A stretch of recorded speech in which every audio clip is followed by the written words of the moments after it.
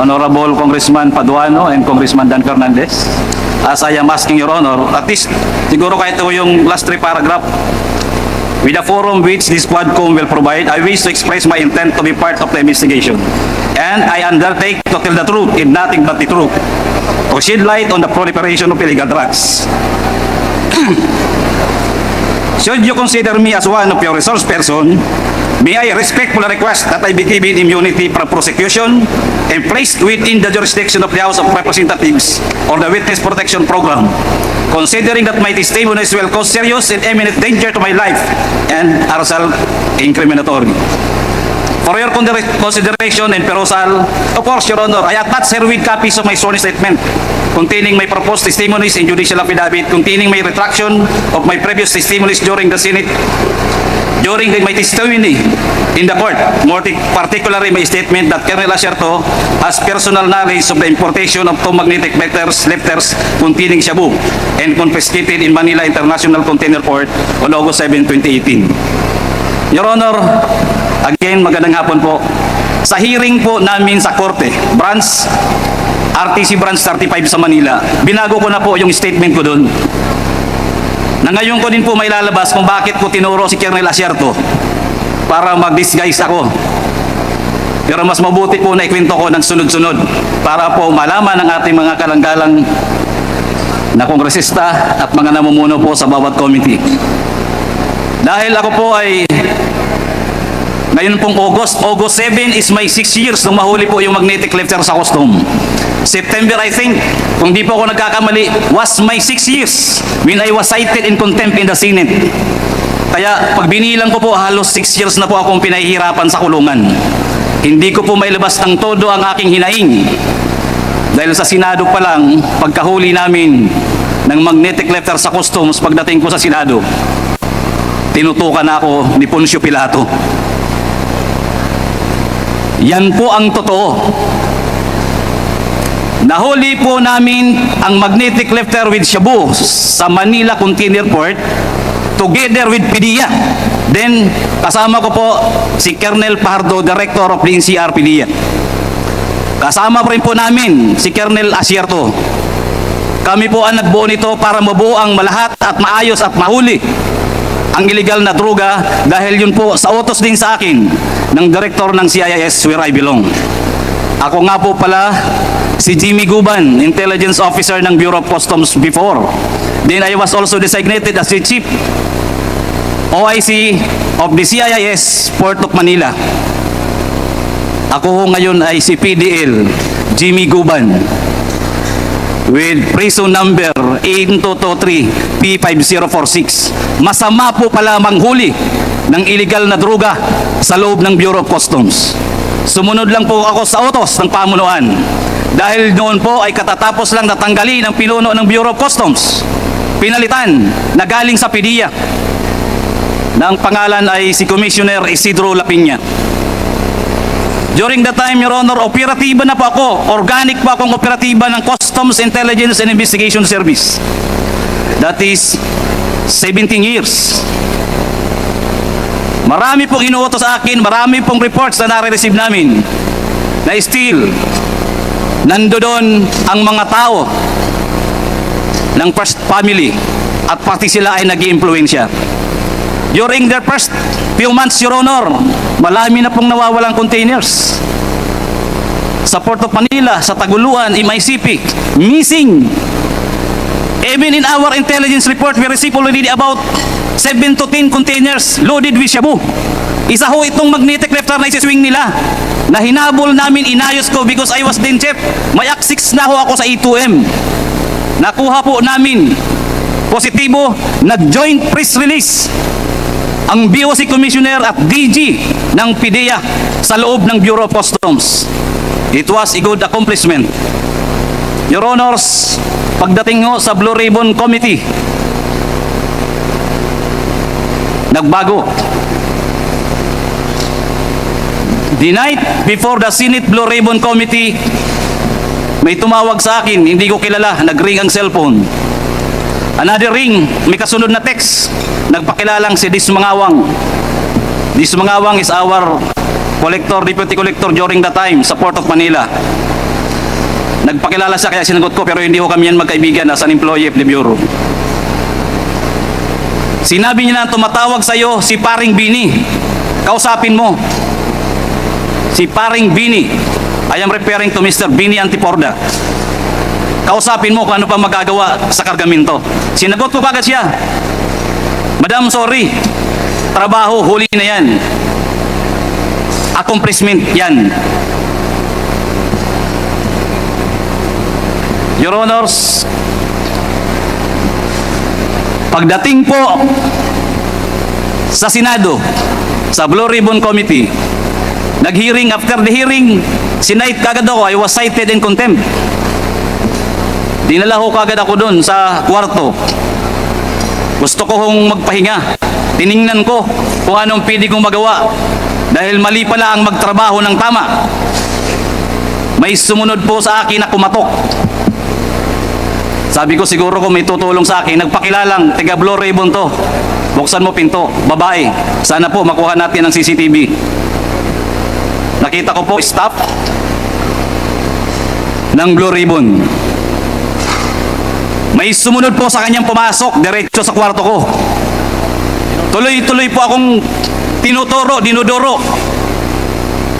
Jimmy, pag binanggit mo ang pangalan na to, pag binanggit mo to, mamamatay ka. Lalo na kung makarating ka sa Pasay City Jail. Di tatagal ang buhay mo. The worst, Your Honor, sinabay niya pa pati anak ko. Alam namin kung nasaan yung anak mo. Sa Makati, madali kidnapin yan. Your Honors, alam niyo po ba kung sino yung mga tao na ayaw niyang ipabanggit? Na halos doon pa lang gusto na ako sipain, bugbugin. Si Pulong, si Mans, si Michael Yang, at ang sabi niya pa, mga kaibigan niya ni Bini Antiporda, magkakasama yan, hindi mo ba iisang pamilya yan? Palagi yan sa Malacanang. Official pa yan ng National Press Club. Si Michael Yang, doon ko lang din nga po nalaman. Your Honors, halos hindi ko humatansya na ang intelligence report namin ay doon palang validated na may mga trabaho si Michael Yang at ang kanyang kaibigan ng illegal na droga. Halos, sabi ko, Diyos ko, akala ko trabaho lang to. Your Honor, doon pa ako nag-isip. Nag-isip, nanalangin, at sinabi ko sa sarili ko, para safety ako. At alam kong kaibigan ko naman si Colonel Asierto, at malapit sa intelligence report namin, siya na lang ang dinisguise kong importer ng magnetic lifter loaded with shabu. Your Honor, before the time nung ma-apprehend namin yung container, may kasama akong si Hernan Abaryo. By the way, Your Honor, ang may-ari niya na Bicaba Trading, ang consignee na yan, ang may-ari ay tiga Calapan, Oriental, Mindoro. Meron akong kasama na tiga Oriental, Mindoro. Magkasabay, nalaman ko kagad kung sino si Mr. Bicaba Trading, Bidasto Cabral Barakil.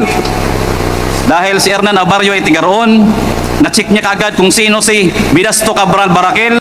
Ang pamilya ay nandun lang ang pamilya ni Hernan ay tiga roon sa Calapan City. Si Mr. Barakil ay nagtatrabaho lang bilang traffic enforcer sa Calapan City. Bago ko yung binigay sa PDEA. Inalam at kinausap ni Agent Hernan Abaryo. Umuwi, kinausap, tinawag.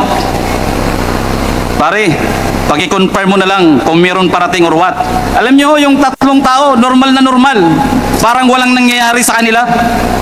At yung isang inchik, dalawa or tatlo, sabi sa akin, pare, yung inchik nga, hindi takot eh. Sabi ko, bakit? Sabi niya, Michael Yang yan eh. Michael Yang yan, advance. Pulong. Kami hingi na lang ng tulong sa inyo, tulong yan. Wala pong kakwinta, parang hindi po na, parang normal na normal lang. Na yung importation ay kay Mr. Bidas, ang consignee ay Bicaba Trading. Your Honor, yun pong tatlong yun, nakuha po yun ng PDEA. Invited by the PDEA or arrested. It was only presented once sa Senate. umamin sa Senate na kanya yung kargamento gamit. Pinakiusapan siya ni Mr. Ponichin. I'm sorry, Your Honor, wala pa akong copy. Nagaling po talaga ako sa Bucor. Nandun po yan, nababasa po yan natin, mababasa at mababasa natin yan. And I can bring that document here. Napakalinaw ng tanong ng chairman ng Magic Blue Ribbon Committee, ng Senate Blue Ribbon Committee. Your Honor, inamin, may ebidensya, yung tatlo lang muna. Bakit nila winala hanggang ngayon? 6 na taon po ako nagsasuffer sa kulungan. Ang tokha nga, double barrel, kunti lang na droga, kulong kaagad, patay kaagad. Nasaan itong tatlo? Si Mr. Vidasto Cabral Barakil, Lagrimas Katipan, Emily Lukigan, ang alam ko yung insik, pinakawalan din nila. Ano ang meron? At bakit po ako ang dinidikdik hanggang sa Bucor? Nakarating ako na nanghuli lang po ako ng illegal na droga. Wala hong nawala kahit katiting. Inorderan po ng judge. Nasunugin, sinunog, nandoon po ang testimonya ng mga pineya. Kasama kong pineya sa aking opisina sa Bureau of Customs. Kami po ang nanghuli.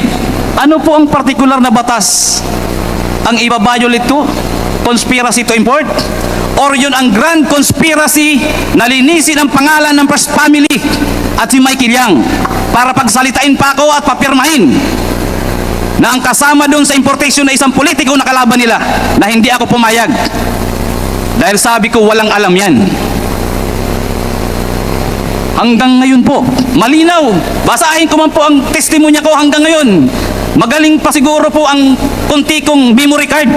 Hindi ko po makakalimutan kung paano ko sinakripisyohan yan. Ako ho, ikinulong. Buti na lang may Diyos. Pagdating po sa kulungan, may mga tumutulong sa akin. May mga lumalapit ho. Natestigo kung sino si Michael Yang, paano nasunog ang Bureau of Customs, paano pinatay ang empleyado ng mga taga-customs. Bakit ang daming releases during the time ng mga containers na nawawala hanggang ngayon hindi iniimbestigahan? Napakasakit po mga kalagalang-galang na kongresista at sa iba pong mga resource speaker dito. Andito po ako, I am seeking for truth and justice. Nothing less, nothing more. Thank you, Your Honor. Meron pa pero mamaya naman baka tumatlo. Pipi ko. Salamat, Mr. Guban. Uminom ka muna ng tubig at bago ka namin, alam mo, Mr. Guban, ang iyong affidavit ay maaari naming tanungin. Nang sa ganon, kung ito talaga ay ikaw ang gumawa at kung ito talaga ang katotohanan, lalabas naman po yan sa inyong mga sagot. Yes, Your Honor. Okay. Pwede bang malaman na Jimmy kung ano ang posisyon mo sa Bureau of Customs? Ako po ay isang Intelligence Officer 1, as yun po yung item ko. That during the time, I was designated as the OIC Chief of the CIS, Customs Intelligence and Investigation Service, Port of Manila. Of course. I was with the Bureau, Your Honor, for 17 years. Hindi po ako umaalis as intelligence operator, intelligence operative. Pwede bang masabi mo sa committee ito, ano ang rason bakit ka nakakulong? Your Honor, ang ganda ng intensyon ko po dahil sa utos galing sa taas ng bagong administrasyon ng Bureau of Customs, hinuli lang po namin ang magnetic lifter na may lawang shabu. At yun ngayon ang ikinaso sa akin, conspiracy to import ng illegal na droga. At ako po ay dinalhan or nagpresenta sila ng halos 40 o 43 witnesses kaya 4 na taon po ang proseso namin sa korte. Then kasama po yung TSN, 4 na taon po akong nagsuffer ng kulong habang naghihiring sa Manila Regional Trial Court.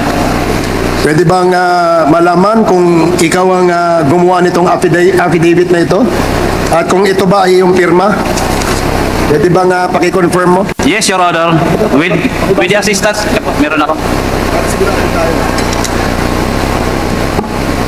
Yes, Your Honor.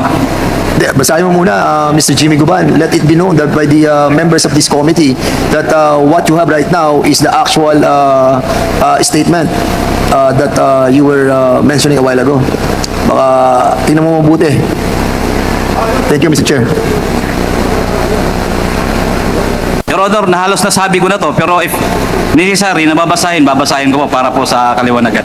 Siguro tatanungin ka namin doon sa mga sinulat mo para makita natin kung ikaw ba talaga ang gumawa at ikaw ay nagsasabi ng katotohanan. Yes, Your Honor. With the help of my lawyer, gawa po namin to. Kaya lang po, sabi ko nga, nagkikwento ako, nasa loob po ako ng National Bilibid Prison. Hindi po fresh ang mind ko, pero halos ito na rin po yun. If I may, Your Honor, if I may proceed to read. Sige, make it very short, Jimmy. Pwede mo ba? Number 3 na? Number 2. In the early part of 2017, during my meeting with a certain alias Henry, a Chinese national known importing of various goods in Bureau of Customs, he introduced to me Councilor Nelo Abellira, known as Small Boy. In the said meeting, Small told me that he is the business partner and trusted man of Michael Yang, Pulong Duterte, the son of then President Rodrigo Duterte, and Attorney Mans Carpio, the husband of then Davao City Mayor Sara Duterte. In that, as their business partner and trusted man, he was tasked to facilitate the release of shipment from the Bureau of Customs, which according to him were usually pants and clothes, agricultural products such as sugar, rice, and vegetables, among others. Councilor Small Abellira requested me not to be strict with their shipment after the meeting. Councilor Small always talked to me over the phone and sought my help in the release of their shipment, to which I acceded. In the meantime, our office received reports from our confidential informants, usually bodegueros and painantes of the shipment facilitated by Councilor Small Abellira.